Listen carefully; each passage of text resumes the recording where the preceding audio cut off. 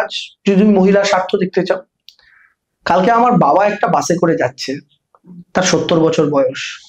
ধরো বাসটা একটু জোরে ব্রেক করলো, আমার বয়স্ক বাবা হাতটা ফসকে একজন মহিলার গায়ে পড়ে গেল বাই চান্স। সেই মহিলা আমার বাবার এগেইনস্টে একটা কেস দিল শ্লীলতাহানির। আর সেই কেস থেকে আমার বাবাকে ছাড়ানোর জন্য আমার মাকে রোজ একবার করে থানাতে যেতে হচ্ছে। আমার মায়ের এম্পাওয়ারমেন্টের কি হলো? ঠিক।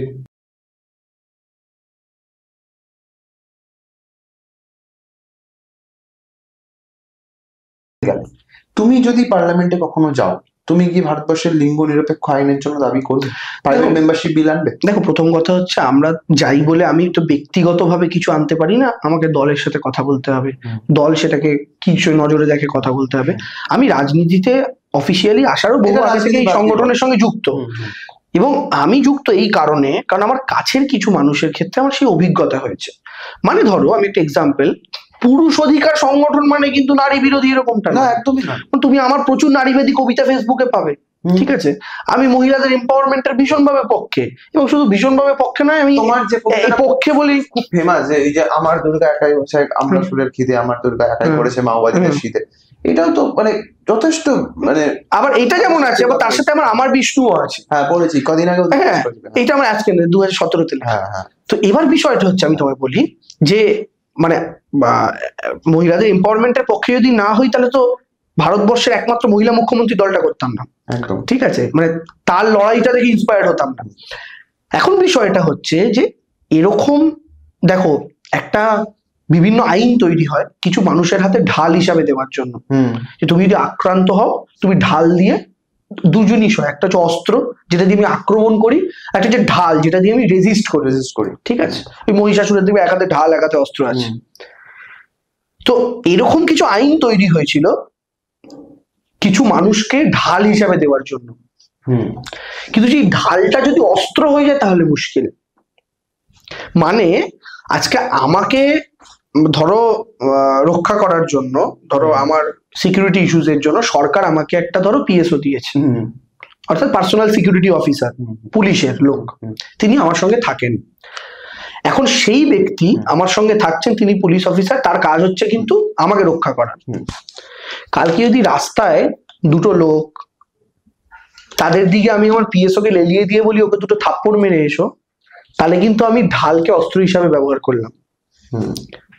তো কিছু আইন তৈরি হয়েছিল কিছু কিছু মানুষকে সেফগার্ড করার জন্য, সেই আইনটা ব্যবহার হচ্ছে ভুলভাবে বহু জায়গাতে, এবং ভুলভাবে ব্যবহার হচ্ছে বলে আদালতের কাছে এরম মানে একটা ইমেজ তৈরি হচ্ছে। থেকে বড় কথা আমার যেটা মনে হয়, যে যাদের জন্য আইনটা তৈরি হলো তারা কিন্তু এই আইনটার সুবিধা নিতে পারলো না, তো এখনো পারবে না তো। কারণ ধরো হরিয়ানার একটা প্রত্যন্ত গ্রামে চারিদিকে ওখানে উচ্চবর্ণীয় সব, মানে ওখানে তো ভয়ঙ্কর বর্ণপ্রথা এখনো রয়েছে, হরিয়ানায় বলো রাজস্থান বলো, ভারতবর্ষের আমাদের টু সাইডে আমরা লাকিয়ে না যে আমরা পশ্চিমবঙ্গে একদম। আমাদের এখানে বর্ণবাদটা কখনোই সেভাবে মাথাচাড়া দেয়নি, এবং এই বর্ণবাদটা, এই মনুসংহিতার বর্ণবাদ ইত্যাদি, এই কারণেও কিন্তু বিজেপির একটা গোবলায় জয়ের একটা কারণ। ওরা বিভৎস ভাবে এই বর্ণপ্রথাটা মানে। এবার সেই সমস্ত ধরো একটি গ্রামে যেখানে উচ্চবর্ণ কোনো একজন যুবক, সে ঠাকুর হতে পারে, সে রাজপুত হতে পারে, সে একজন দলিত মহিলার সঙ্গে যদি সাপোজ কিছু করেন বা তাকে বিয়ে করে নিয়ে এলো, এবং শোনা যাচ্ছে, মানে যেটা আমি হরিয়ানার এরকম বহু ঘটনা আমরা জানি, একই পরিবারের সেই মেয়েটিকে তার হাজবেন্ড, তার দেওর, তার শ্বশুর তারা ভোগ করছে। সেই মেয়েটা জানেই না যে কিভাবে থানায় পৌঁছতে। একদম, এটা জানেন না। লাপাতা লেডিস সিনেমাটা দেখেছো? হ্যাঁ, অনেকটা দেখেছি, পুরোটা আমার কমপ্লিট। ওটা দেখলে বোঝা যায় যে অ্যাকচুয়ালি আমাদের দেশে যে গোবলাইতে একটা মেয়ে জানেই না যে কিভাবে তার শ্বশুর বাড়িতে পৌঁছতে হবে। না, এইটা আমি তোমায় বলছি, এটা এখনো অব্দি যেমন প্রত্যন্ত গ্রামের মহিলারা এগুলো সুযোগ নেওয়ার মতো জায়গাতে এসে পৌঁছননি, আবার শহর কেন্দ্রিক বা একটু মফস্বল কেন্দ্রিক বহু জায়গাতে এগুলো প্রচুর মিসইউজ হচ্ছে। না, আমি বলছি ওমেন এম্পাওয়ারমেন্ট কথার অর্থ কি? ধরো আমার মা আছেন বাড়িতে, আমার মা মহিলা, তার স্বার্থটা দেখো আমাদের কাজ। যদি তুমি মহিলার স্বার্থ দেখতে চাও, কালকে আমার বাবা একটা বাসে করে যাচ্ছে, তার 70 বছর বয়স। ধরো বাসটা একটু জোরে ব্রেক করলো, আমার বয়স্ক বাবা হাতটা ফসকে একজন মহিলার গায়ে পড়ে গেল বাই চান্স। সেই মহিলা আমার বাবার এগেইনস্টে একটা কেস দিল শ্লীলতাহানির। আর সেই কেস থেকে আমার বাবাকে ছাড়ানোর জন্য আমার মাকে রোজ একবার করে থানাতে যেতে হচ্ছে। আমার মায়ের এম্পাওয়ারমেন্টের কি হলো? ঠিক। আমি বলতে চাইছি যে এই ব্যাপারটা কিন্তু কেন পুরুষ অধিকার সোকল্ড, আমার একটা পত্রিকা আছে পুরুষ কথা, আমি সম্পাদনা করি, পুরুষ কথা পত্রিকা। ওই পত্রিকাতে প্রধানত পুরুষদের মনের কথা লেখা হয়। পুরুষ দ্বারা সাধারণত বলা হয় তারা কম এক্সপ্রেসিভ হয়, পুরুষদের মনের কথা। পুরুষরা নাকি কাঁদে না, তারা তাদের কান্না ওই লেখার মাধ্যমে তুলে ধরেন। বহু জায়গাতে বহু পুরুষ যারা এরকম নির্যাতনের শিকার হয়েছে, ভুল আইনের কারণে ফেঁসে গিয়েছেন, তারা সেই সমস্ত জায়গাগুলোতে লেখালেখি করেন। বিভিন্ন কেস স্টাডি আমরা নিয়ে আলোচনা করি, এগুলো নিয়ে সেমিনার ফেমিনার হয়। তো এই ব্যাপারগুলো আছে, এবং আমাদের এই সাংগঠনিক কাজকর্মে কিন্তু প্রচুর মহিলা আছেন। মানে আমাদের সংগঠনে তুমি যদি ছবি টবি কখনো দেখো, প্রচুর প্রচুর মহিলা আছে। তো এইরকম ব্যাপার হচ্ছে যে এইগুলো মানে আমার মনে হয় সমাজের যে দিকটা যখন মনে হয় একটু দুর্বলতর জায়গায় যাচ্ছে, সেই দিকটাকে তুমি তুলে ধরাটা তোমার কাজ। একজন মানুষের ছেলেরা কাঁদে না, বয়েজ ডোন্ট ক্রাই, এর একটা কথা আছে। দেবাংশু ভট্টাচার্য শেষ কবে কেঁদেছে? আমি শেষ কবে কেঁদেছি? অর্জুন না, 4 জুন ভোটের রেজাল্ট যেদিন বেরোলো, মানে এক ফোঁটা চোখের জল বেরোয়নি। আচ্ছা, আমার হাউ হাউ করে কেঁদেছিলাম আমার মনে পড়ে। ওটা আমি দুটো কান্না বলি, এটা আনন্দের কান্না।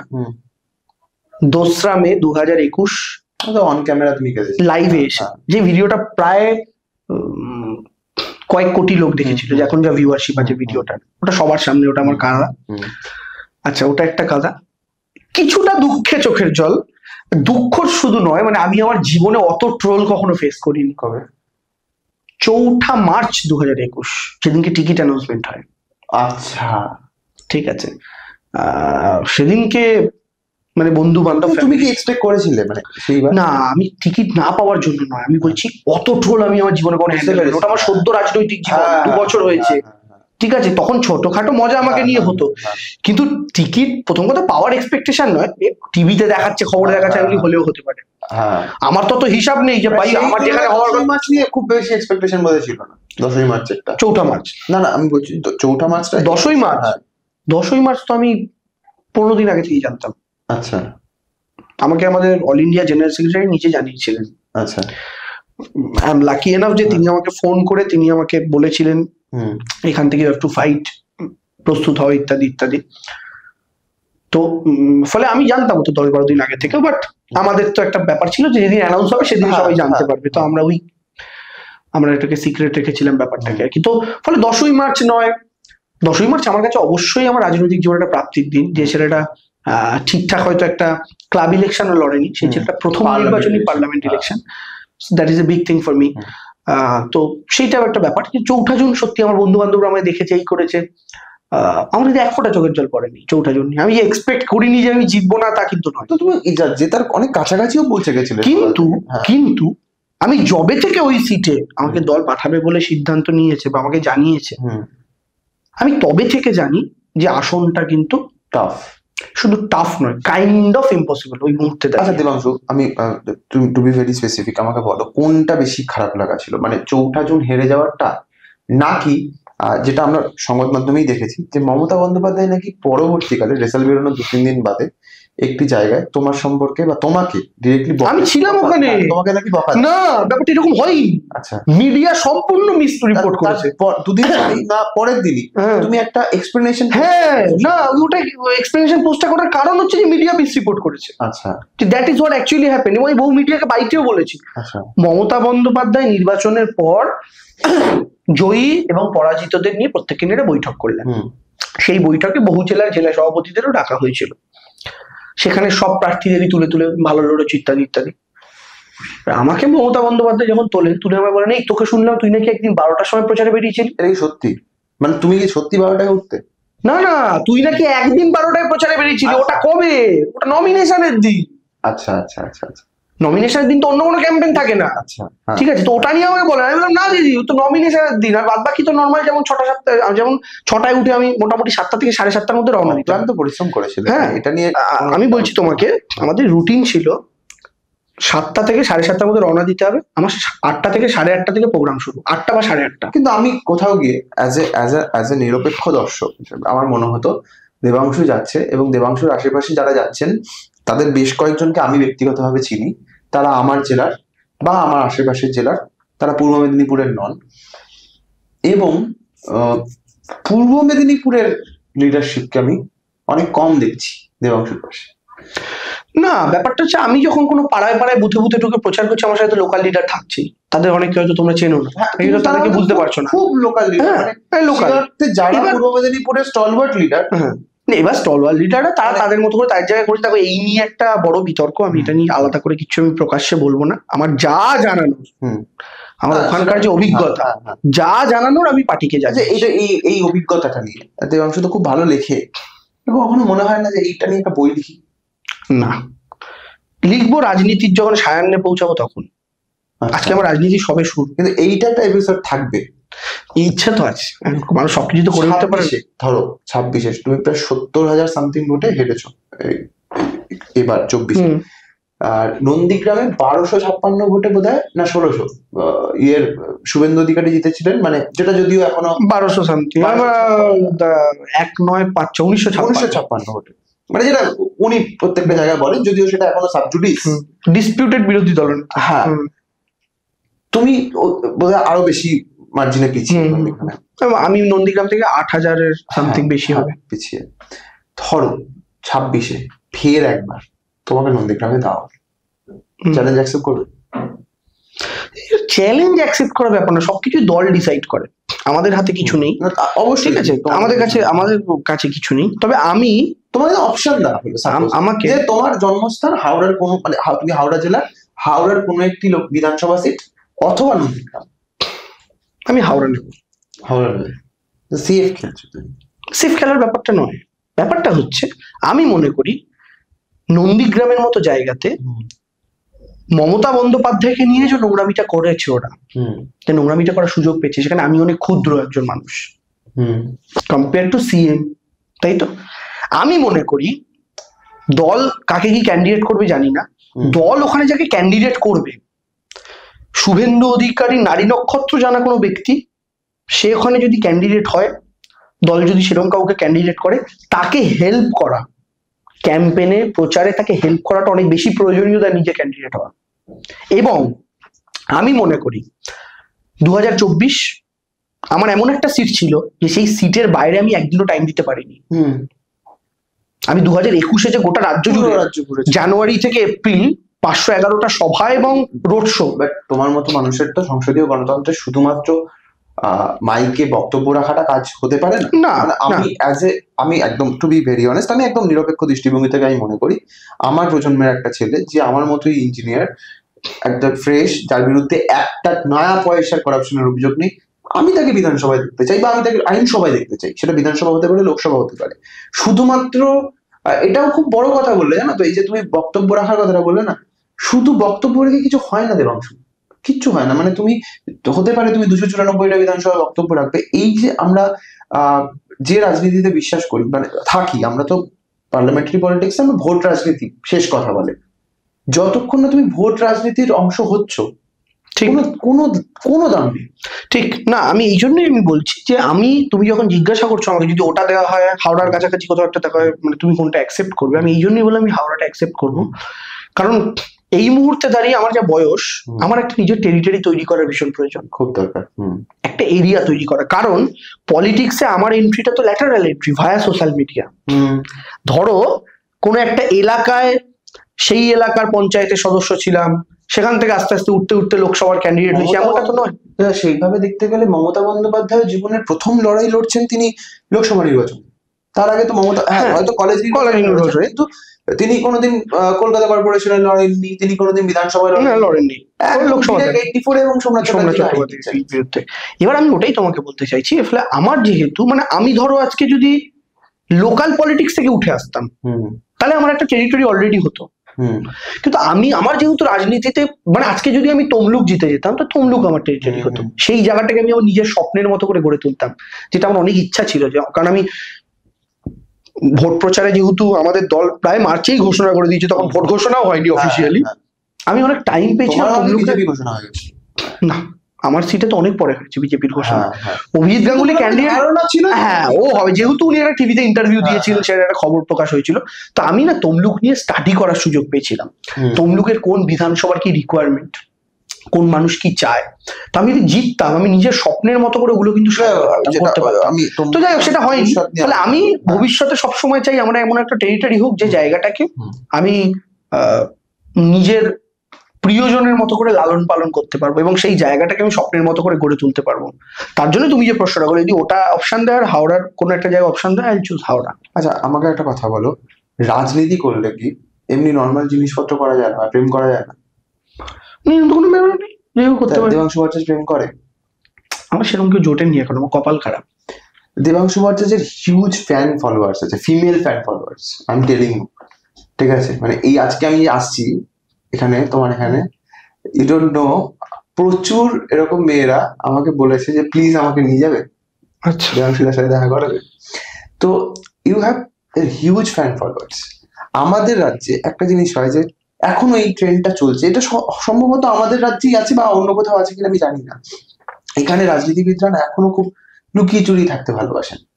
মানে এই যে তুমি বলছো যে ধরো দেবাংশু তো একটা জায়গায় গিয়ে কফি খেতে পারে বারিস্তায় গিয়ে, বা একটা জায়গায় গিয়ে বাবুঘাটে গিয়ে খেতে পারে, খেতে তো পারে। আজকে যখন আমরা দেখছি যে রাঘব চাড্ডা তিনি পরিণীতি চোপড়াকে বিয়ে করছেন এবং চুমু খাচ্ছেন, কিন্তু আমাদের বাংলার রাজনীতিবিদদের কোথায় ঠেকে এটা এটা? এবং not only that, পোশাকেও Abhishek Banerjee পোশাকে একটা ডিফারেন্স আনছেন। অভিষেক ব্যানার্জি একটা ব্ল্যাক টি শার্ট পরে ইজ ভেরি কুল, জনসমক্ষে তিনি একটা মানে নবজোয়ারে বহু প্রোগ্রামে আমি দেখেছি। একদম। রাহুল গান্ধীকে আমরা দেখছি একটা white half sleeve shirt T shirt পরে, তিনি যেটা নিয়ে তোমার এক সময় প্রতিদ্বন্দ্বী অভিজিৎ গাঙ্গুলি সেটা নিয়ে পার্লামেন্টে বলেছেন, বাট তাদের কিছু যায় আসে না। আলটিমেটলি এটা হতেই পারে, কিন্তু আমাদের এখানে আমি দেখি আমাদের অল্প বয়সী ছেলেরা এখনো সেই পাঞ্জাবি পরে, তুমি যদিও নও, তুমি রিসেন্টলি আমি তোমার বেশ কয়েকটা জায়গায় দেখলাম এই ড্রেসিং সেন্স। তুমি 2019-এও যদি আমার দেখো, আমি যখন ডিবেট গুলোতে যেতাম, আমি এরকম হতে হয়েছে গেঞ্জি পরে গেছি। এটা হবে না কেন? হ্যাঁ, তা আমি মনে করি, দেখো এইটা হচ্ছে তুমি যদি মনে করো যে তুমি ওই 1980-90 সালের পলিটিক্স করবে, পাঞ্জাবি পরো, জহর কোট পরো, তাতে কোনো আপত্তি নেই। তুমি যদি মনে করো তুমি 2020 অনওয়ার্ডস টাইমের পলিটিক্স করবে, you need to be updated. তুমি যে জেনারেশনকে চাইছো, তারা কিরকম? ভারতবর্ষের নতুন প্রজন্মের সংখ্যা কত? দে আর মোর দেন 60%। খুব তরুণ দেশ ভারত। যদি ভারত তরুণ দেশ হয়, তো তুমি তরুণ হয়ে তুমি কেন বুড়ো হচ্ছ? এক্স্যাক্টলি, ভারত তরুণ হতে চাইছে, তুমি বুড়ো হতে চাইছো, এটার মানে কেন? এটা কেন আমি কি করে বলবো? এবং কারো ব্যাপার। এই আমি তোমার সাথে ধরো এই ড্রেসটা পরে আজকে দিতে বসেছি, আমি তো পাঞ্জাবি বা জহর কোট পরে বসতে পারতাম, ঠিক আছে?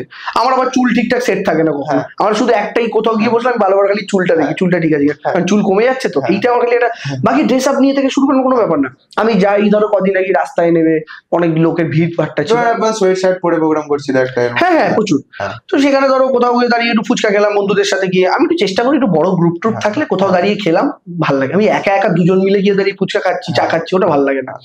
তো কিন্তু মুশকিলটা যেটা হয়ে যায় যে, মানে আমি মনে করি কিছু মানুষ কোথাও গিয়ে যেটা মানে এটা মনে করে যে যেভাবে মানুষ রাজনীতিবিদ বললেই চোখ বন্ধ করলে একটা ইমেজ ভেসে ওঠে, তার বাইরে আমি বেরোবো না। কেন? তো ইভেন ভাঙতে চায় না তারা, সবাই কি ভাঙতে চায়? এবং করে তো মনে হয় অনেকটা দূরে চলে যাচ্ছে না রাজনীতিবিদরা। এই যে ফার্স্ট তোমার যে উত্তরটা, প্রথম যে উত্তরটা তুমি দিলে, যে আমি যখন দেখছি আমার আশেপাশের বন্ধু বান্ধবরা তারা রাজনীতি থেকে ডিটাচড, এটার মধ্যেই মনে হয় ওই প্রথম প্রশ্নটা। হ্যাঁ, এবার দেখো আমি মনে করি মানুষ, আমি তোমার আরেকজনের এক্সাম্পল দিই, কুণাল ঘোষ। তুমি তাকে কদিন পাঞ্জাবি পরে দেখি মনে করো বলো? ইভেন পার্থ ভৌমিক, একদম। এই যে পার্থ ভৌমিক আর কুণালদার ড্রেস অনেকটা কিরকম, হাফ হাতা শার্ট, একটা প্যান্ট, ঠিক আছে? তো এদের তো প্রয়োজন পড়েনি পাঞ্জাবি পরা।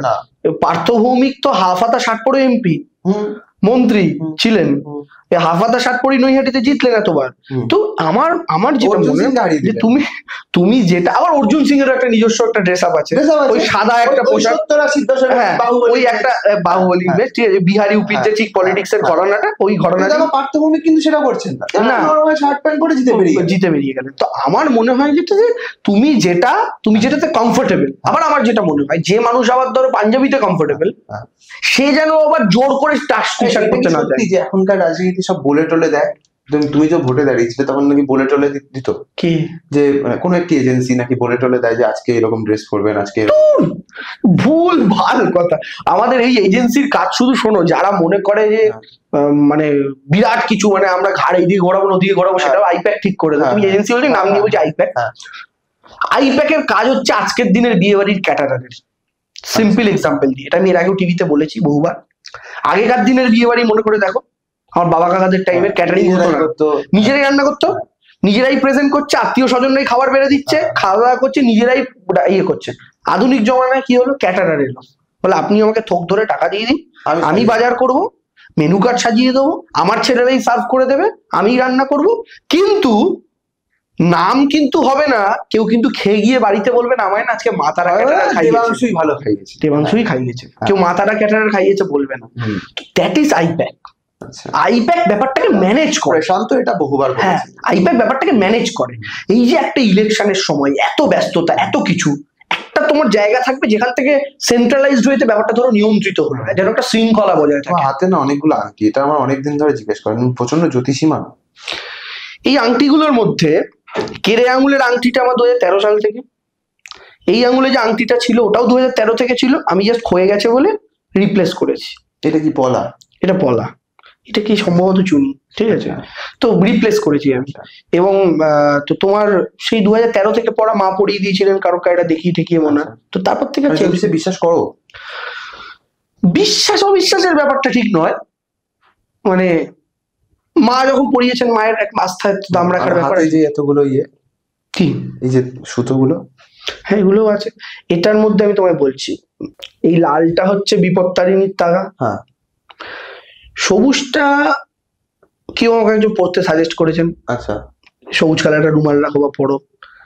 আচ্ছা, এই কালোটা হচ্ছে একটা মসজিদে গেছিলাম, আচ্ছা, ব্যাঙ্গালোরে যাওয়ার সময়, সেখানে একজন পড়িয়েছিলেন। আর এই যে চকচকে জিনিসগুলো দেখছো, রাখি না, এই চকচকে জিনিসগুলো হচ্ছে রাখি। আচ্ছা, আমি কোনোদিন রাখি খুলি না। আচ্ছা, আমাকে ধরো হাত ভর্তি 10টা রাখি পরিয়ে দিল, আমি 10টা রাখি নিই, স্নান করি, খাই, আমার হচ্ছে ন্যাচারালি যবে খুলবে। তো এই জিনিসগুলো হাতে রয়ে গেছে। ফ্যামিলি ম্যান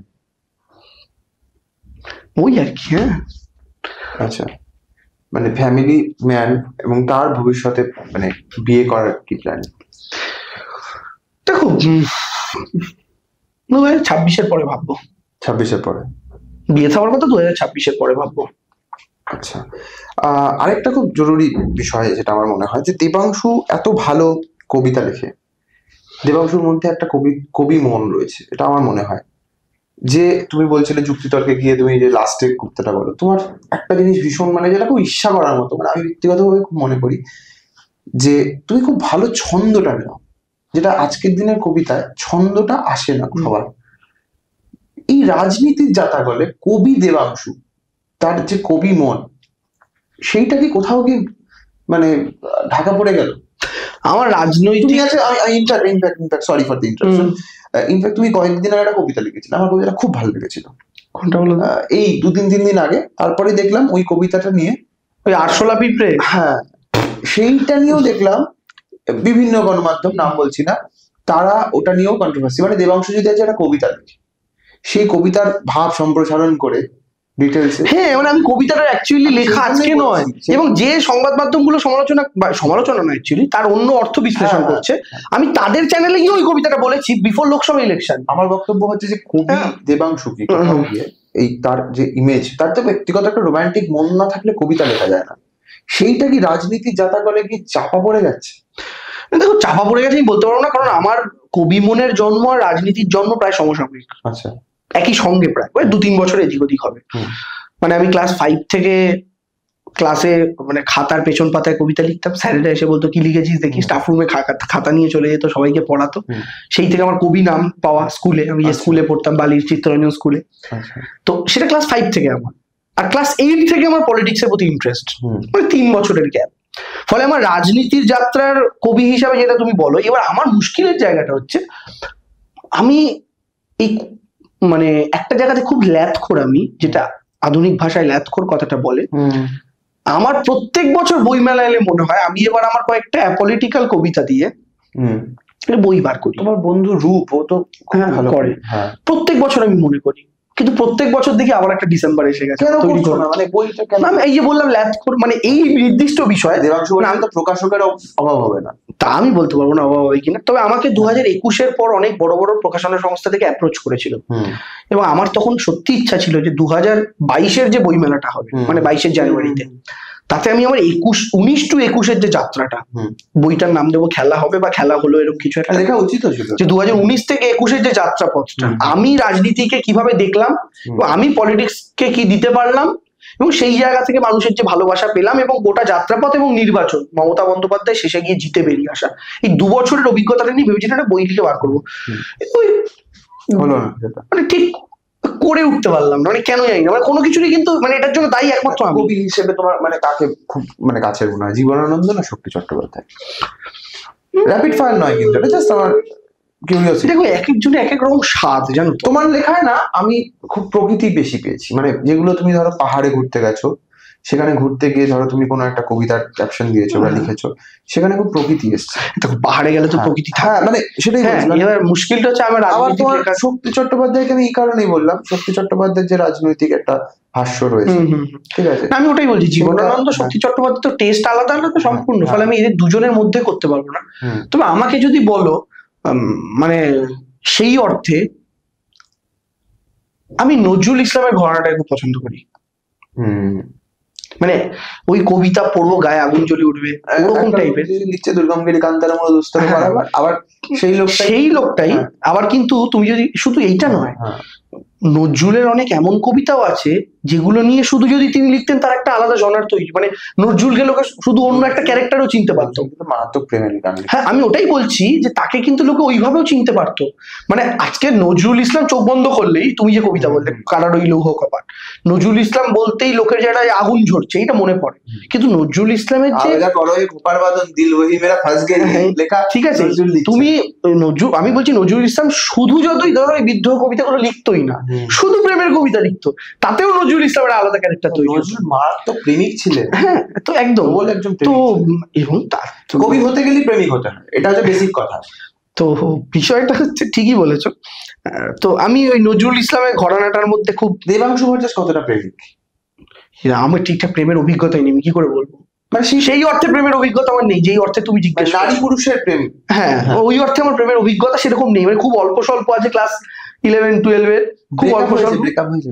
হ্যাঁ ছিল, মানে হ্যাঁ হয়েছে, সিরিয়াস ব্রেকআপ হয়েছে। সেই গার্লফ্রেন্ড তোমাকে এখন মানে এখন জানে, চেনে, but just don't be so personal, just asking, একদম জানে, একদম সে কি এখন জানে যে হ্যাঁ ভাই আমি একসময় এই ছেলেটার সাথে ডেট করতাম, আজকে নাও হি হ্যাড বিকাম সামবডি যাকে রাজনীতি চেনে ফলো, কথা হয়েছে তার সাথে কোনোদিন?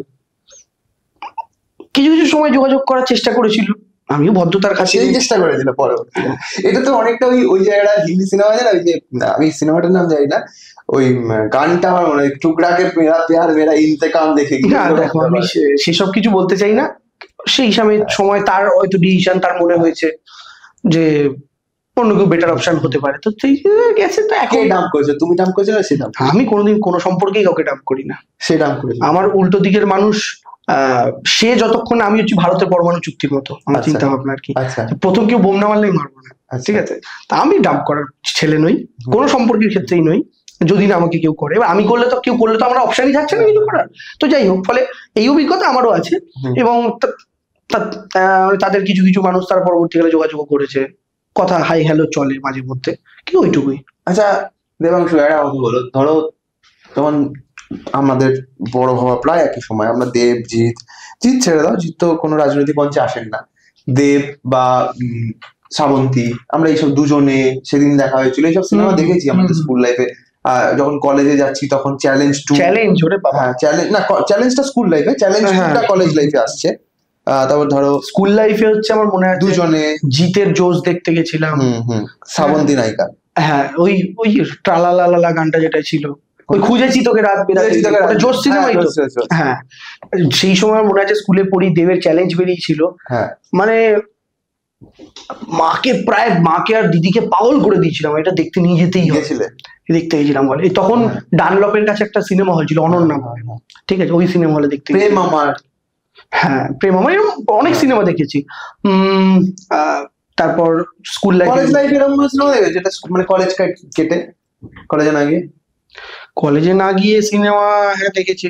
কলেজে না গিয়ে সিনেমা দেখেছি বলতে ওইদিকে সিনেমা হলটা মানে তখন ছিল রথীন্দ্র, ওই সাইডে যেতাম আমরা এলে কলকাতার দিকে আচ্ছা আসতাম। আচ্ছা আচ্ছা, ঠিক আছে, মানে তুমি ব্যারাকপুরের সাইডের কথা বলছো? হ্যাঁ হ্যাঁ হ্যাঁ, না ওইদিকে যেতাম আমরা, এলে কলকাতার দিকেই আসতাম। এই ধরো CC2, তারপর হচ্ছে তোমার নন্দন, আচ্ছা এগুলোতে সিনেমা দেখতাম। তার মধ্যে কিছু ভালো ভালো সিনেমা দেখেছি, মানে ঠিক আমার না সত্যি বলছি, ওই ছোটবেলায় চ্যালেঞ্জ যা দেখে ফেলেছি ওটাই একমাত্র এবং সম্ভবত প্রথম সেরকম হিরোগিরি মার্কা সিনেমা যেটা ভালো লেগেছিল। তার পরবর্তীকালে এই ক্যাটাগরির কোনো সিনেমাই আমার পছন্দের নয়। আচ্ছা ঠিক আছে, মানে আমাকে যদি বলো, মানে I prefer Bahurupi over this. আচ্ছা, আমার প্রশ্নটা হচ্ছে, ধরো তুমি যে ছোটবেলায় যে ছেলেটা, মফস্বলের একটা ছেলে, জেলার একটা ছেলে, সে দেবকে দেখছে, শুভশ্রীকে দেখছে, শ্রাবন্তীকে দেখছে পর্দায়, সে একসাথে তাদের সাথে মঞ্চ শেয়ার করছে, এই অনুভূতিটা কিরকম হয়? আমার এর চাইতেও বেশি ভয়ঙ্কর অনুভূতি হচ্ছে যে ছেলেটা, মমতা ব্যানার্জিটা বলুন, মমতা ব্যানার্জিটা আমরা সবাই জানি, আমি বলছি অভিজ্ঞতা মানে, এবং তুমি অসংখ্য বলে দিই পলিটিক্যাল স্টেজে, আমার তো এদের সাথে আলাদা পলিটিক্যাল স্টেজে, সেই পলিটিক্যাল স্টেজে আমি মমতা বন্দ্যোপাধ্যায়কে কাছ থেকে দেখার পর আমি যে, আমি বলছি আমি অনুভূতির যে জায়গায় পৌঁছে গেছিলাম, তারপরে আর এদের কাউকে, আমি তোমাকে একটা এক্সাম্পল দিই।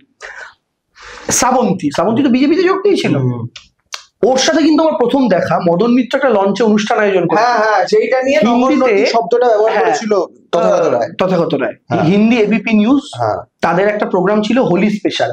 তারা তৃণমূল থেকে 3 জনকে ডেকেছিল, মদন মিত্র ছিলাম, আমি ছিলাম, আরেকজন অভিনেত্রী ছিলেন শ্রীতমা সম্ভবত, শ্রীতমা, তিনি এখন কামারহাটির কাউন্সিলর, ওই শ্রীতমা মা সিরিয়ালটা যে করেছেন আর কি। আর বিজেপির তরফ থেকে ছিল শ্রাবন্তী, পায়েল, তনুশ্রী মানে শ্যামপুরের ক্যান্ডিডেট, শ্রাবন্তী ছিল বেহালা পশ্চিম, আর পায়েল ছিল সম্ভবত কোথা থেকে দাঁড়ালো আমি ভুলে গেছি, বেহালা পূর্ব কি, হ্যাঁ বেহালা পূর্ব, বেহালা রত্নাচারী জিরোটার দিকে। তো তাদের সঙ্গে আমার ওই প্রথম দেখা, তখন আমার এইটা অবশ্যই মনে হয়েছে, এবার ওরা যেহেতু বিজেপি, ওদের সাথে পলিটিক্যাল মঞ্চে দেখা হয়নি, পলিটিক্যাল মঞ্চে দেখা, আমি তখন ভাবছি এই এই তনুশ্রীর অ্যাক্টিং আমার কত ভালো লাগে, এই শ্রাবন্তীর সিনেমা কত দেখেছি হলে গিয়ে গিয়ে, এই পায়েলের সিনেমা দেখেছি, ভোলা ভালা মেয়েটা, তো ওরকম টাইপেরই ক্যারেক্টার, হ্যাঁ খুব সাদাসিধে অ্যাক্ট্রেস, এত ভালো লাগতো এদেরকে, এরা কিনা বিজেপি করছে, আর আজকে আমাকে এদেরকে গালাগাল দিতে হবে মানে আর কি, বিরোধিতা করতে হবে রাজনৈতিক ভাবে, মানে এটা আমার কাছে একটা বড় অড ফিলিং। মানে আমি সবসময় আমার প্রিয় মানুষগুলো, আমার যারা প্রিয় পছন্দের, তারা যদি অ্যান্টি তৃণমূল হয় না, আমার ওটা খুব খারাপ লাগে। মানে এই বেদনাটা না আমি কাউকে বোঝাতেও পারি না। মানে ধরো আমার খুব প্রিয় বন্ধু, ক্লাস 11 থেকে সে আমার বন্ধু, আজও সে আমার খুব প্রিয় বন্ধু, আমার জীবনের সবচেয়ে দুঃখ হচ্ছে সে একটা মাকুম সিপিএম করে। তো আমি সবসময় না, মানে আমার কাছের মানুষগুলো যদি অন্য কোনো আইডিওলজি হয়, আমার খুব কষ্ট লাগে। খুব খারাপ। কি সিনেমা দেখেছো শেষ, কি সিনেমা দেখেছো হলে গিয়ে, বা হলে গিয়ে বলতে পারবো না, কালকেই একটা সিনেমা দেখেছো? না, হলে আমি নতুন কোনো সিনেমা আসার পর প্রথমেই যাই না, আমি ভিড় একদম পাতলা হওয়ার পরে যাই। কেন বলতো, ওই এই সমস্ত সিনেমাগুলো না, এই সিটির আওয়াজে আমি আসল ডায়লগ শুনতে পাবো, এই মুহূর্তে চেঁচামেচি করছে লোকজন, এটা এমনি বললাম, কিন্তু আমি সাধারণত শেষের দিকেই যাই আর কি। গতকালকে আমি নেটফ্লিক্সে একটা সিনেমা দেখলাম, একটু টাইম বেরিয়েছিল, সন্ধ্যাবেলা বাড়ি ফিরেছিলাম, বাড়ি ফেরার পর ওই দো পাত্তি বলে একটা সিনেমা দেখলাম। ঠিক আছে, কাজল আছে ওতে, আরেকজন আছে, আমি অভিনেত্রীর নাম চিনি না খুব একটা, এরকম দেখেছি। বাংলা সিনেমার মধ্যে অনেকগুলো, যেমন আমার খুব প্রিয় ওয়েব সিরিজ, মানে আমি বলবো আমি যতগুলো ওয়েব সিরিজ দেখেছি বাংলা আজ অব্দি, আমার সবচেয়ে প্রিয় ওয়েব সিরিজ হচ্ছে ইন্দুবালার ভাতের হোটেল। ঠিক আছে, এবং ওতে শুভশ্রী যেভাবে নিজেকে, মানে কল্পনা করতে পারিনি এই সেই চ্যালেঞ্জের শুভশ্রী। ঠিক আছে, তো ইন্দুবালা ভাতের হোটেল আমার অন্যতম একটা প্রিয় একটা ওয়েব সিরিজ গুলো আমি খুব দেখতে পছন্দ করি। যেমন ইন্দু, হ্যাঁ, একেন বাবুর প্রথম দিকের এপিসোড গুলো। Do you Netflix and chill? Why not? আচ্ছা, নেটফ্লিক্সের ফেভারিট সিরিজ নেটফ্লিক্সের সিরিজ আমার খুব একটা দেখা হয়নি। নেটফ্লিক্সে প্রধানত আমি সিনেমাই দেখেছি। আচ্ছা, আমি web series, Hindi web series বলতে আমার পঞ্চায়েত দেখা কিছুটা। আচ্ছা, কিছুটা মানে মানে সব কটা দেখিনি।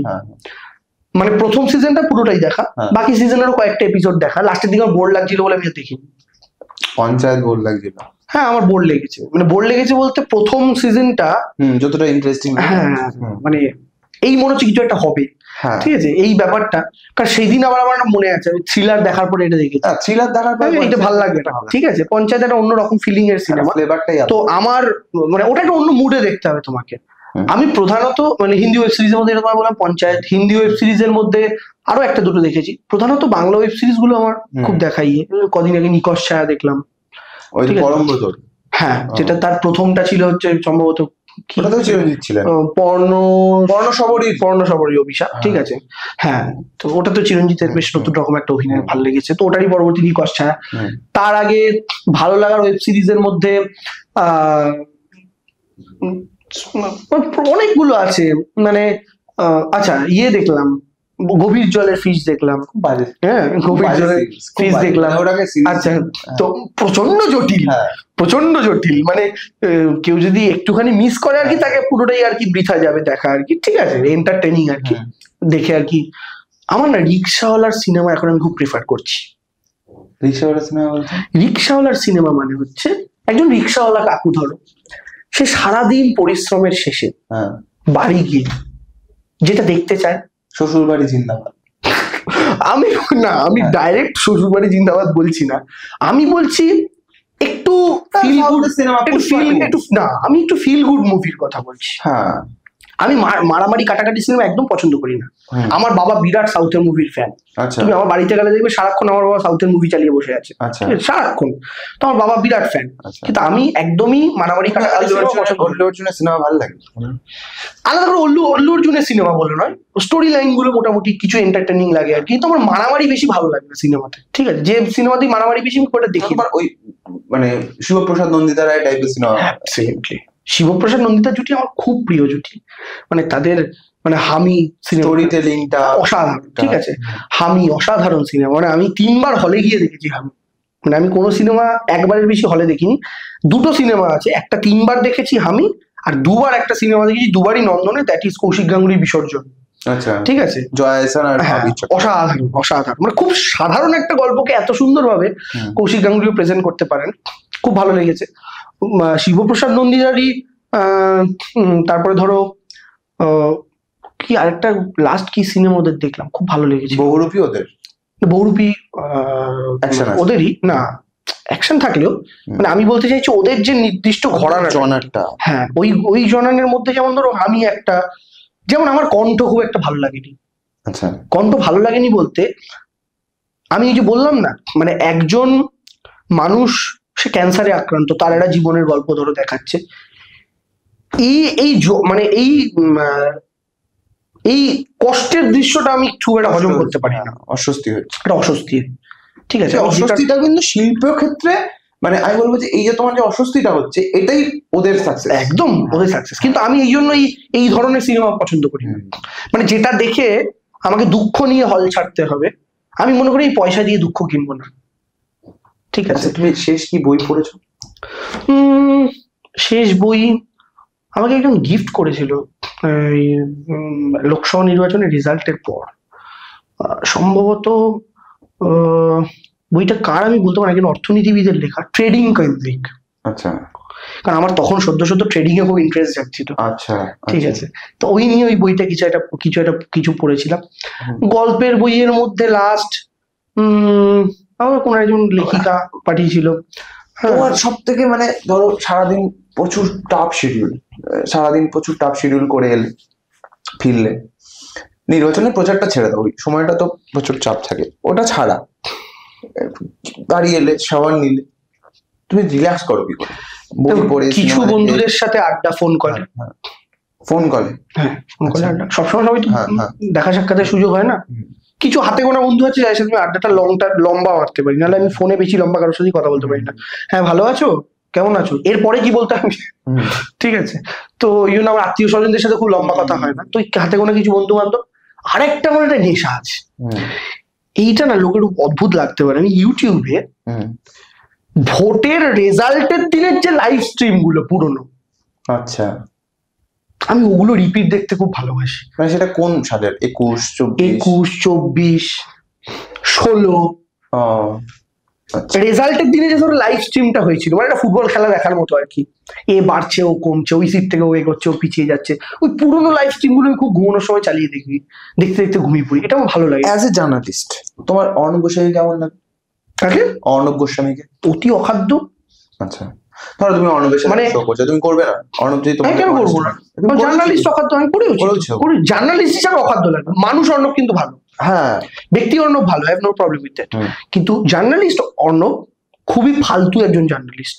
মানে আমি মনে করি ভবিষ্যৎ প্রজন্ম আজ থেকে 50 বছর পর ভারতবর্ষের ইতিহাস যখন রচিত হবে, তার কলঙ্কময় অধ্যায় সাংবাদিকতা নিয়ে যে লেখা হবে, তার মুখ্য চরিত্রে অর্ণব গোস্বামী থাকে। এটা রবিশ কুমারের কথা, এটা রবিশ কুমারও এই কথাটাই বলছেন যে ইলেকট্রনিক্স মিডিয়াতে কিছু, মানে অর্ণবের নাম নেয়, আচ্ছা আচ্ছা, কিন্তু রবিশ কুমারও এটা বলছেন যে ভারতবর্ষে প্রচুর লোক থাকে, শুধু অর্ণব গোস্বামী না, অর্ণব গোস্বামী থেকে শুরু করে সুধীর চৌধুরী, ঠিক আছে, আমিষ দেবগন, হ্যাঁ আমি রুবিকাকে অতটা বলবো না, রুবিকাকে আমি রুবিকা আমি গুলিয়ে ফেলছি অঞ্জনা ওমের সাথে, রুবিকা অঞ্জনা ওম তাও কিছুটা ইয়ে করে করার চেষ্টা করে, ঠিক আছে।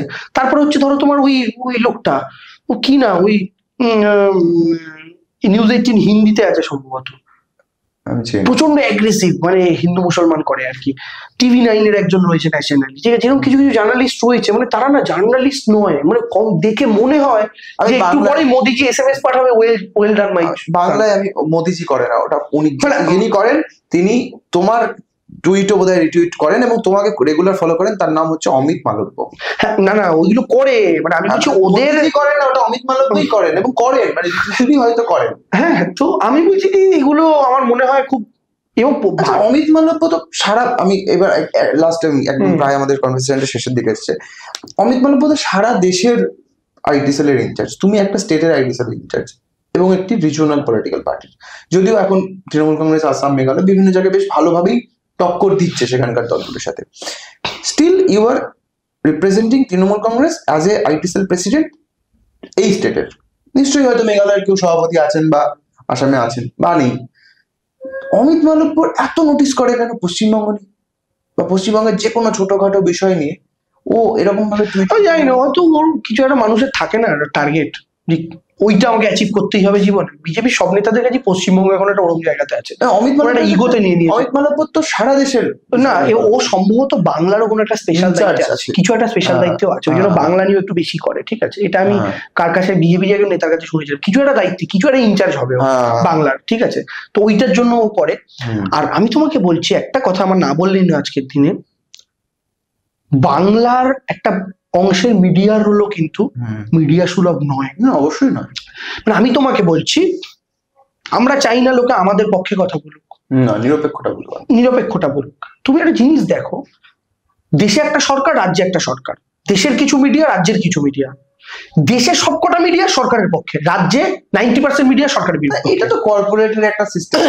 এই জায়গা থেকে দাঁড়িয়ে আমি বলছি, ধরো যারা ইন্ডিপেন্ডেন্টলি কাজ করার চেষ্টা করছে, ইনক্লুডিং, মানে আমরা আমাদের প্রমোশনই করছি, ইনক্লুডিং WBTT, যারা ইন্ডিপেন্ডেন্ট কাজ করার চেষ্টা করছে, না আমি তোমাদের মতো যারা ইন্ডিপেন্ডেন্ট কাজ করছে তাদের এরকম অনেককে খুব ফলো করি, তার মধ্যে তো একজন আইকন লেভেলে চলে গেছে বাদ দাও, ধ্রুব রাঠে, ওকে নিয়ে বলছি না, ও তো ধরো ন্যাশনাল লেভেলে, আচ্ছা বাংলা লেভেলের মধ্যে আমি তোমায় যদি না, সেক্ষেত্রে ধরো একজন একটি রাজনৈতিক দলের আইটি উইং এর প্রধান হিসেবে তোমার মনে হয় না যে সেই যারা স্বাধীন গণমাধ্যম হিসেবে কাজ করছে, এবং আমি তোমারও সমালোচনা করতে পারি WBTT, পরিষ্কার বলছি, তাদেরকে কোথাও না কোথাও কি তোমাদের সাপোর্ট করা উচিত, যেটা করা হয় না? আমাদের বলতে কাদের একদম specifically TMC SMN IT, TMC SMN IT সেলের কোনো ইন্ডিপেন্ডেন্ট জার্নালিজমকে আলাদা করে প্রমোট করার তো কোনো জায়গা নেই। না, আমার দলের স্বার্থে যেটা হবে আইল প্রমোট দেয়। হ্যাঁ, আমি একজন আইটির প্রেসিডেন্ট হিসাবে আমি যদি দেখি কালকে ধ্রুব রাঠি হয়েছে, আমি তোমাকে বলছি ধ্রুব রাঠির এই উত্থানের পিছনে কিন্তু বিশাল ভূমিকা রয়েছে ইনিশিয়ালি আপের, এবং পরবর্তীকালে সেটা ওকে INC সাপোর্ট করে। এবার আমি তোমার একটা কথা বলি, ধ্রুব রাঠি ধরো কেরালা নিয়ে কালকে একটা কন্টেন্ট বানালো, আপ তো ওটা শেয়ার করবে না, INCও করবে না, INC করবে, CPM ওখানে আছে। না মানে পজিটিভলি কেরালা নিয়ে কিছু একটা করলো, কেন করবে?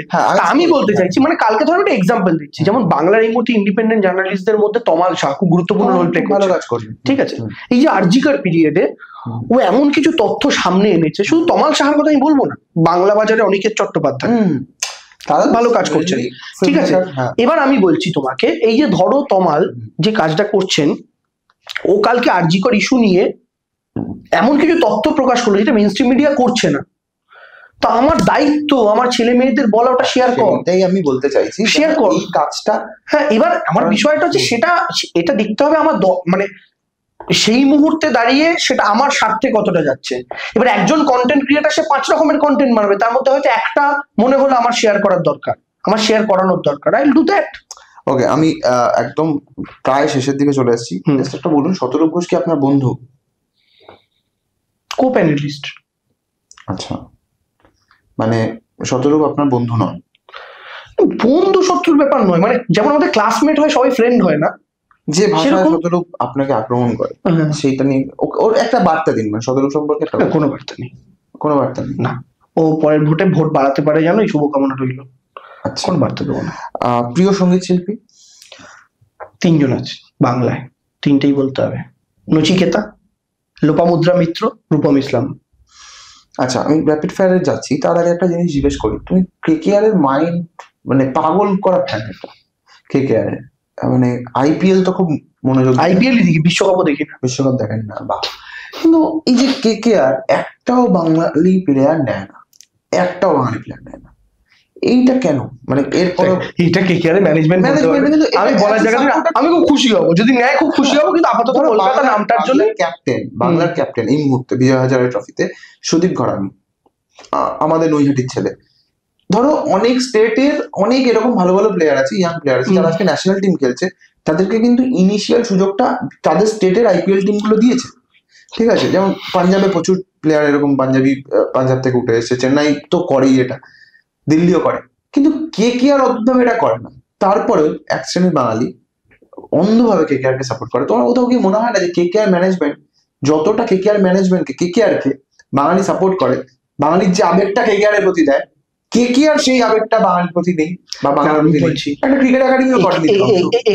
এক্ষেত্রে বলতে পারো আমাদের যুক্তি অনেকটা বিজেপি সমর্থকদের মতো শোনা, কিন্তু মমতা বন্দ্যোপাধ্যায়, আমি যুক্তি দিতে চাই না যে মানে বিজেপি সমর্থকরা তো রাজ্যের বিজেপি সমর্থকরা মন প্রাণ দিয়ে বিজেপি সাপোর্ট করে, কিন্তু তাদের কেন্দ্রীয় নেতৃত্ব বাংলাকে অতটা ভালোবাসে না আর কি। তা আমাদের ভালোবাসাটা অনেকটা এইরকম আর কি, আমার বলতে কোনো আপত্তি নেই। তা আমার মনে হয় এই ক্ষেত্রে ম্যানেজমেন্টে কতটা বাংলার লোক আছে এটা একটা ফ্যাক্টর আছেন মনে হয়, ঠিক আছে। আমি জানি না মানে আদৌ কত আছে, তারা কতটা পাওয়ারফুল জায়গাতে রয়েছে। তুমি যদি পাঞ্জাবের ক্ষেত্রে দেখো, পাঞ্জাবের লোক না, তুমি ম্যানেজমেন্টের মধ্যে দেখো, পাঞ্জাবের লোক আছে যারা একটা পাওয়ারফুল পজিশনে রয়েছে, তারা তাদের রাজ্যের স্বার্থটা দেখছে।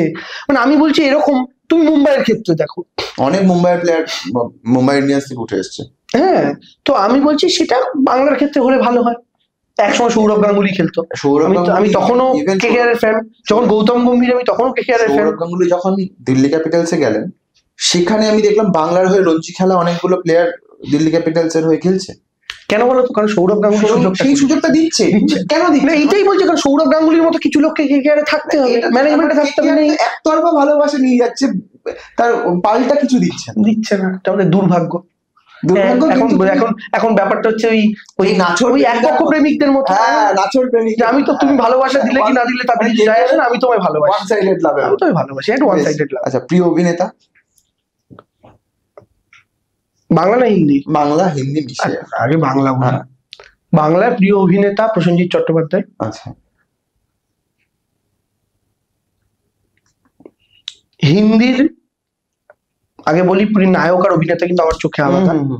হিন্দির প্রিয় নায়ক অবশ্যই শাহরুখ খান। আচ্ছা। কিন্তু প্রিয় অভিনেতা হচ্ছে আয়ুষ্মান খুরানা। আচ্ছা আচ্ছা। অভিনেত্রীদের মধ্যে দিয়ে আমি বলি হিন্দিতে আমার প্রিয় নায়িকা হচ্ছে দীপিকা পাডুকোন। আচ্ছা আচ্ছা। প্রিয় অভিনেত্রীদের মধ্যে অনেকে আছেন যাদের অভিনয় ভাল লাগে, স্পেশালি বিদ্যা বালান, ঠিক আছে, আরো অনেকজন আছেন। বাংলার ক্ষেত্রে নায়ক হিসাবে অবশ্যই দেব একটা জায়গায় আছে। প্রিয় অভিনেতাদের মধ্যে আবির চট্টোপাধ্যায়, পরমব্রত চট্টোপাধ্যায়। প্রিয় অভিনেতাদের মধ্যে মানে যদি আমি কি বলি, অভিনেতাদের মধ্যে যদি বলো সবচেয়ে প্রিয় মানে যারা হিরোর রোলে রোল করে না, পরমব্রত আবির তো তাও নায়কের রোলে করেছে বহু সিনেমাতে, সেই সব দিক বিচার করে যদি টপ আমাকে বলতে বলো তাহলে শাশ্বত চট্টোপাধ্যায়। প্রিয় পরিচালক বাংলায়? শিবপ্রসাদ, নন্দিতা, কৌশিক গাঙ্গুলি। আচ্ছা, আর বলিউডে বোম্বেতে? হিরানি, রাজকুমার হিরানি। ওকে। আর বেশি আমি পরিচালকদের চিনিও না খুব একটা। মোহনবাগান এটা বলবো না। আচ্ছা, আমি বলছি ওর ডায়মন্ড হারবার এফসি। ডায়মন্ড হারবার এফসি কে সাপোর্ট করো না? সাপোর্ট মানে আলাদা করে সাপোর্ট কেন, মানে আমি যদি কালকে ডায়মন্ড হারবার এফসির সাথে ধরো মোহনবাগানের খেলা হচ্ছে বা ডায়মন্ড হারবার এফসির সাথে ইস্ট বেঙ্গলের খেলা হচ্ছে, তখন আমি যে টিমের সাপোর্টার এই ইস্ট বেঙ্গল মোহনবাগানের মধ্যে তারই চেয়ার করবো না। আচ্ছা, এই এই এই কয়েকজন নাম বলবো, তাদের একটা সেন্টেন্সে তুমি বলতে পারো, ওয়ান লাইনে বলতে পারো, বা কোনো সিনেমার নাম দিয়ে ডেসক্রাইব করতে পারো। Shatarup Ghosh. Best twice for his fourth attempt. আচ্ছা, শুভেন্দু অধিকারী। তারগুলো ঝালাই করুন। মীনাক্ষী মুখোপাধ্যায়। Over height. দীপশিতা ধর। দাদুর নাতনি। দীপক অধিকারী দেব। চ্যালেঞ্জ নিবি না শালা। সিপিএম। সিপিএম সিনোনিম শূন্য। সিপিএম নিয়ে কি বলবো, সিপিএম নিয়ে অনেক কিছু বলা যায়, সিপিএম শুনলে এক শব্দ আমি বলতে পারি না, ওখানে ভেতরটা না কেমন করে। সিপিএম এক শব্দে বা একটা বাক্যে। পশ্চিমবঙ্গ যদি কোনো মেয়ে হয় তার সবচেয়ে টক্সিক বয়ফ্রেন্ড। নরেন্দ্র মোদী। ভারতবর্ষের সবচেয়ে পাওয়ারফুল মিথ্যেবাদী। শাহরুখ খান। বাজিগার। মমতা বন্দ্যোপাধ্যায়। মা। অভিষেক বন্দ্যোপাধ্যায়। আমার ইমিডিয়েট পলিটিক্যাল গার্জেন। বেশ, আমি শেষ করার আগে আমাদের দর্শকদের জন্য দেবাংশুর কাছে অনুরোধ, যে একটা যে কোনো কবিতা তোমার লেখা হতে পারে বা অন্য কারোর লেখা হতে পারে, সেটা আমাদের দর্শকদের জন্য। কবিতা না, আমাকে সার্চ করতে হবে, আই নিড সাম টাইম। কি বলবো দেখে, বই করার জন্য যে তৈরি করেছিলাম বইতে দেওয়া হয়নি। আমি চাইবো অরাজনৈতিক কবিতা, মানে যেখানে অবশ্যই তোমার সব লেখাই রাজনৈতিক হয়ে যায়। পুরো অরাজনৈতিক তো নয়, তবে তৃণমূল, সিপিএম, বিজেপিও সেই অর্থে নয়। পুরো অরাজনৈতিক বলে আসলে কিছু হয় না, হয় না অ্যাকচুয়ালি। ঠিক আছে। ও গগন তীব্র নিনাদ, ভেঙে দে ভয় ও বিষাদ, ভিতুর মরণ মরছে যারা কেবল বোকা। হাতে আজ মুষ্টি বাঁধি, প্রাণ খোল কণ্ঠ সাধি, দেখরে চেয়ে কর্কশতায় মরছে পোকা। ও বরস ঝর্ণা ধারা, হোক এবার শান্তি সারা, ঠান্ডা সেজে ডান্ডা ছেড়ে ধর তরোয়াল। পিছে থাক ভণ্ড লাজুক, অস্ত্রের ঝঞ্ঝা বাজুক, শান্ত মাথায় গোলাম রবি আর কতকাল। মায়েদের বিপদ এলে চুপ যে কোন সে ছেলে, পুত্র এমন জন্মকালেই নুন দে মুখে। দুয়ারের খিল খুলে তার, মাথাতে 4 বাড়ি মার, বুড়ি মাতর শেষের কদিন বাঁচবে সুখে। আসনে গিরির গদি, চোখেতে বইছে নদী, বনানীতে পায়ের পাতার আলতা ঢাকা, গেরুয়া মুকুট তারি, সবুজের পাড়ের শাড়ি, শুভ্র দেহে বুকের মাঝে চক্র আঁকা। শরীরে উঠছে শেয়াল, পুত্রের নাইরে খেয়াল, প্রেম পীড়িতে যন্ত্রে মুড়ে দিন কেটে যায়। ললাটে রক্ত মাখা, কে আছিস বারুদ চাখা, মশাল নিয়ে দেখ মাকে তোর কে ছিঁড়ে খায়। সাঁড়াশি শক্ত ধরে, মুখে দে কয়লা ভরে, দাঁতগুলো তার একে একে উপড়ে ফেলে, মুঠিধর শুভ্র চুলের, চেয়ে হিসাব সকল ভুলের, চোখগুলো সব পিশাচ সেজে দে রে গেলে। জ্বালা সব আবর্জনা, হিরে হোক কিংবা সোনা, তোদের হাতেই ভণ্ডগুলো পড়ুক মারা। কোথা সব উচ্ছৃঙ্খল, বখাটের সব কটা দল, আরেকটিবার বদমায়েশি লাগাম ছাড়া। আর নয় শঙ্কা গোনা, কাব্যের শব্দ বোনা, লিখবি পরে অস্ত্র বানা এই যে কলম। যা হবে ভাববি পরে, মা তোর কাঁদছে ঘরে, তার ব্যথাতে এটাই যে তোর শ্রেষ্ঠ মলম। ভগিনী ও ভ্রাতারা, পিতা গো ও মাতারা, কোমল তনু পুত্রকে তোর ছাড় রে এবার, নয়তো কাঁদবি পরে, শয়তান শক্তি ধরে, জুটলে সবাই বাঁচবে ওদের সাধ্য কেরার। হয় তুই হরে জবাই, নয়তো টান দে সবাই, মায়ের নামে কসম বলে আর্তনাদে। হয় তুই হরে জবাই, নয়তো টান দে সবাই, মায়ের নামে কসম বলে আর্তনাদে। দড়িটা পেঁচিয়ে মারিস, যদি ঠিক টানতে পারিস, দেখবি সেদিন রাক্ষসেরা কেমন কাঁদে। তারপর শান্তি শুধু, আমিও লিখবো মধু, হিংসা ছেড়ে আসবো ফিরে বকুল তলে। মিলিও সেদিন হতে, গাইব রোজ প্রভাতে, বুড়ি আমার থাকবে যেদিন ফুলে ফলে। অসাধারণ অসাধারণ। Thank you Debangshu. দেবাংশু খালি Thank একটা you. অনুরোধ করবো, আমাদের চ্যানেলটাকে যেন সবাই একটু সাবস্ক্রাইব। না, যারা দেখছেন তাদের কাছে অনুরোধ, শুধু দেখবেন না, সাবস্ক্রাইব করতে তো পয়সা লাগে না, আমরা একটা সুইচ টিপে দিলে এর একটু উৎসাহিত হয়।